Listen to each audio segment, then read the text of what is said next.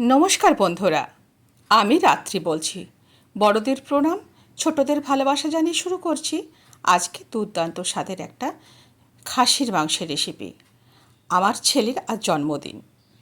ছেলে বায়না করলো, মা তোমার হাতের একটা নতুন ধরনের মটনের রেসিপি আমি খেতে চাই।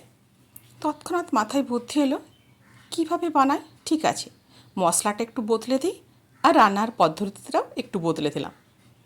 দেখো বন্ধু, কীভাবে আমি এই মাংসটা বানাই। সকালবেলায় নিজেই বাজার গিয়েছিলাম খাসির মাংস কিনে আনতে। আমি যেখানে মাংস কাটি সেখানে কিন্তু এই দাদা খুব কচি খাসির মাংস বিক্রি করেন। ছাগলগুলো খুবই কম ওজনের হয়, এই জন্য চর্বির পরিমাণে খুব কম থাকে। আমি একটা পেছনের পা নিয়ে নিয়েছিলাম। 1 কিলো মাংস নিয়েছি। 600 গ্রাম পেঁয়াজ, দুটো বড় সাইজের টমেটো, কয়েকটা গোটা কাঁচা লঙ্কা, বেশ কিছুটা রসুন আর 2 চামচ আদা বাটা। বিশেষ মশলার মধ্যে নিয়েছি মৌরি, জিরে, কয়েকটা এলাচ, কয়েকটা শুকনো লঙ্কা, লবঙ্গ আর গোলমরিচ। এখানে কিন্তু আমি দারচিনিটা বাদ দিয়ে দিয়েছি ধনের গুঁড়ো, লঙ্কার গুঁড়ো, হলুদের গুঁড়ো। আর এখানে নিয়েছি 100 গ্রাম মতো সাদা তেল। একটু মশলাটা হেরফের করে রান্না করলে কিন্তু খুব ভালো খেতে হয়। আর পরিমাণ মতো নুন তো আমি জোগাড় করেই নিয়েছি। খাসির মাংসটাকে খুব ভালোভাবে ধুয়ে নিয়েছি আর সাইজগুলো করে নিয়েছিলাম মিডিয়াম সাইজের। এবারে এই গোটা মশলাগুলোকে আমি একটু রোস্ট করে নিচ্ছি। মিনিট 2-3 ধরে গ্যাসের ফ্লেমটা কমিয়ে এই সমস্ত গোটা মশলাটাকে ভেজে নিলাম।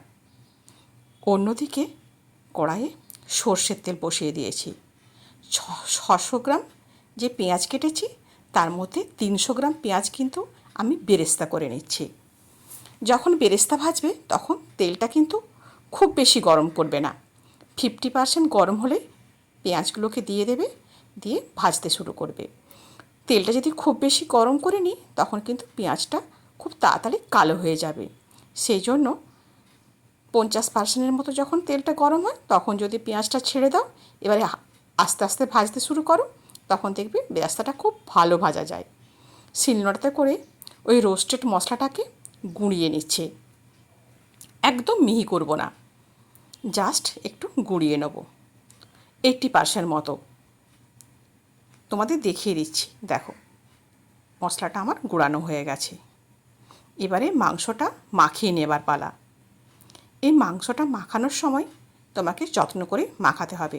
প্রথমে সাদা তেলটা দিয়ে দিলাম, এবারে ধনের গুঁড়ো, হলুদের গুঁড়ো, লঙ্কার গুঁড়ো আর ওই 300 গ্রাম যে পেঁয়াজ কুচি ছিল সেই কুচিটা দিয়ে দিলাম। আর দিয়ে দিলাম দুটো বড় সাইজের টমেটো, কয়েকটা গোটা কাঁচা লঙ্কা। এবারে সমস্ত কিছু খুব ভালোভাবে মাখিয়ে নেব। 2 চামচ আদা বাটাও দিয়ে দিয়েছি। এবারে মাখিয়ে নেবার পালা। খুব ভালোভাবে সমস্ত মশলা কিন্তু আমি মাংসের সাথে ঘষে ঘষে মাখিয়ে নিচ্ছি। বন্ধুরা, রেসিপিটা যদি তোমাদের ভালো লাগে অবশ্যই একটা কমেন্ট করো, আর একবার বানিয়ে দেখো, যদি ভালো হয় আমাকে অবশ্যই জানাবে। আমি নতুন নতুন রেসিপি তোমাদের কাছে নিয়ে আসার চেষ্টা করব। এর সাথে আমি দিয়ে দিলাম 200 গ্রাম মতো টক দই। টক দইটাও কিন্তু আমি খুব ভালোভাবে এর সাথে মাখিয়ে নেব। মাখিয়ে নিয়ে আমি এটা ঢাকা দিয়ে দেবো 10 মিনিটের জন্য। গ্যাসের ফ্লেম কিন্তু আমি কমিয়ে অন্যদিকে বেরেস্তা ভাজতে দিয়েছি, তোমরা জানো সেটা। এই কাজের ফাঁকে যদি গুছিয়ে কাজ করা যায় সমস্ত রান্নায় কিন্তু খুব তাড়াতাড়ি রান্না হয়ে যায়। এই রান্নাটা আমার হতে প্রায় 40 মিনিট সময় লেগেছিল। দেখো, এদিকে মাংসটা মাখিয়ে চাপা দিয়ে দিয়েছি আর বেরেস্তাটাও আমার ভাজা হয়ে গেছে। এই তেলে কিন্তু এবারে অন্য কাজটাও সেরে নেব। মশলা রোস্ট করেছিলাম, ওখানে রসুনটা বেটে নিয়েছি। দেখো, 10-15 মিনিট বাদে ফিরে এসে দেখছি মাংসটা অনেকটা মজে গেছে। এবারে ওই বেরেস্তা ভাজার তেলটাতেই আমি দিয়ে দিলাম থেতো করা রসুন আর ওই মাংসটাকে। রান্না বলতে গেলে সারা হয়েই গেল। বেশিক্ষণ এই রান্নাটা করতে সময় লাগে না। গ্যাসের ফ্লেমটা একদম কমিয়ে দেবো। এখন রেখেছি মিডিয়ামে। মাংসটাকে খুব ভালোভাবে নাড়াচাড়া করে নিচ্ছি। নাড়াচাড়া করে একটা ঢাকা চাপা দিয়ে দেবো আর গ্যাসের ফ্লেমটা লো করে দেবো। অন্যদিকে তুমি তোমার অন্য হাতের কাজও সেরে নিতে পারো। এই রান্নাটা করতে বিশেষ কিছু সময় লাগে না আর সবসময় লেগে থাকতেও হয় না। 15 মিনিট বাদে ফিরে এসেছি। গ্যাসের ফ্লেম যেহেতু কমানো ছিল, দেখো মাংস থেকে কিন্তু অনেক জল বেরিয়ে এসেছে। আমি এবারে মাংসটা খুব ভালোভাবে কষিয়ে নিচ্ছি। গ্যাসের ফ্লেম কিন্তু আমার লো করাই রয়েছে। বললাম না, এই রান্নাটা করতে কিন্তু আমার বিশেষ সময় লাগবে না। আর মাংসটা আমি কুকারেও সেদ্ধ করব না, কড়াতে করে সেদ্ধ হয়ে যাবে।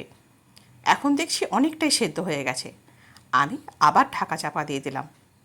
ঢাকা চাপা দিয়ে গ্যাসের ফ্লেম লো করে রেখে আবার মিনিট 10 বাদে ফিরে এসেছি। মিনিট 10 বাদে আমি ঢাকাটা খুলে এবার দিয়ে দিলাম পরিমাণ মতো লবণ, আর যে মশলাটা গুঁড়িয়ে রেখেছিলাম ওই মশলাটা দিয়ে দিচ্ছি, আর বেরেস্তা ভাজাটাও দিয়ে দেবো। দিয়ে সমস্ত কিছু দিয়ে খুব ভালোভাবে কষিয়ে নেব। এই রান্নাটা খেতে কিন্তু ভীষণ ভালো লাগে। তোমরা বন্ধু অবশ্যই একদিন বানিয়ে দেখো। মশলার সঙ্গে যে যে মশলাগুলো দিয়েছি সেই মশলাগুলো ব্যবহার করার চেষ্টা করবে, তাহলে দেখবে ফ্লেভারটা ভীষণ ভালো আসবে। আজকের রান্নাতে আমি কিন্তু দারচিনি, তেজপাতা কোনো কিছুই ব্যবহার করিনি। একটু নাড়াচাড়া করে আবার ঢাকা চাপা দিয়ে দিলাম। এবার মিনিট 5 বাদে ফিরে এসেছি। মিনিট 5 বাদে ফিরে এসে দেখছি কি দুর্দান্ত কালার হয়েছে, আর মাংসটা থেকে একদম তেল ছেড়ে বেরিয়ে এসেছে। দেখেছো, একদম লাল টকটকে তেল ছেড়ে বেরিয়ে এসেছে, আর এত সুন্দর ফ্লেভার বেরিয়েছে তোমাদের কি বলবো, দারুণ খেতে হয়। দেখো মাংসটাও কিন্তু সফট হয়ে গেছে। তোমরা মাংসটা এই পর্যায়েও নামিয়ে নিতে পারো যারা কষা মাংস খেতে পছন্দ করো। দেখো জল ছাড়া কিভাবে খাসির মাংস রান্না করা যায়। তোমরা এই মাংসটা যদি এইভাবে নামিয়ে দাও তাহলে কিন্তু জলের প্রয়োজন হচ্ছে না। আমি একটু গ্রেভি রাখার চেষ্টা করছি, ওই জন্য আমি এখানে 1 কাপ পরিমাণ জল দেবো, কারণ মাংসটা আমার নরম হয়ে গেছে। শুধু 1 কাপ জল দিয়ে আমি মাংসটাকে খুব ভালোভাবে আরেকটু নাড়িয়ে নিচ্ছি। নাড়ালে হালকা গ্রেভি থাকবে, কারণ এই হালকা গ্রেভি থাকলে কিন্তু আমি আজকে পোলাও রান্না করব, ওই পোলাও দিয়ে খাওয়া হবে। পোলাও খেতে গেলে হালকা গ্রেভি প্রয়োজন। যদি লুচি পরোটা খাও তখন কিন্তু তোমরা আর জলটা দেবে না, তখন জল ছাড়াই রান্না করবে, দেখবে খেতে দুর্দান্ত হয়। আর বাড়ির সবাই অবাক হয়ে যাবে, খাসির মাংস কুকারে না করে আবার জল ছাড়া। সত্যি বন্ধু, এভাবে কিন্তু রান্না করলে জল একটুও লাগবে না। তোমরা কিন্তু আমার রান্না দেখতেই পেলে আমি জলের ব্যবহার একদমই করিনি। দেখো মাংসটা কিন্তু সফট হয়ে গেছে।